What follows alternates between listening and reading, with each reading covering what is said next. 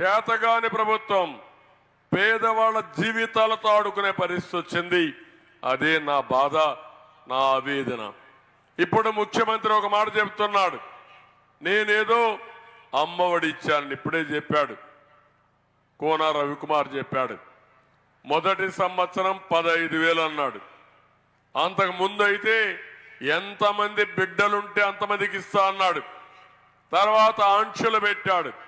15,000 అన్నాడు. 14,000 తగ్గించాడు. మళ్ళీ 13,000కి వచ్చాడు. ఈరోజు మీరు చూస్తే ఒక సంవత్సరం ఇవ్వలేదు, ఈ సంవత్సరం కూడా ఇచ్చే పరిస్థితిలో కూడా లేడు. అందుకే నేను ఒకే మాట చెప్పాను, ఆంక్షలు పెట్టను. అందరి బిడ్డల చదువు కోసం అమ్మకు వందనం కింద ప్రతి ఒక్క బిడ్డకు 15,000 రూపాయలు ఇస్తారని చెప్పిన ప్రభుత్వం తెలుగుదేశం ప్రభుత్వం. ఇవన్నీ మీరు చూసినప్పుడు ఎప్పుడు కూడా ఒక ప్రభుత్వం సమర్థవంతంగా ఉంటే, నిస్వార్థంగా పనిచేస్తే మీ జీవితాలు బాగుపడతాయి. మీ ఊర్లో చూడండి, అన్ని కుటుంబాల్లో కుటుంబ పెద్ద యజమాని మంచివాడైతే, బాగా ప్లాన్ చేస్తే ఆ కుటుంబం ఎంతో బాగుపడుతుంది. మహిళలుగా మిమ్మల్ని ఒకటి అడుగుతున్నా, మీ జీవితాల్లో వెలుగు తేబోయేది తెలుగుదేశం ప్రభుత్వం, తెలుగుదేశం పార్టీ. నాకు సహకరించమని మిమ్మల్ని అందరినీ కోరుకుంటున్నా. ఈరోజు ప్రభుత్వంలో మీరు ఒక్కసారి గుర్తుపెట్టుకోండి, అతనిచ్చేది 10,000 రూపాయలు మీకు ఇస్తాడు, 100 రూపాయలు మీ దగ్గర నుంచి దోచేస్తాడు.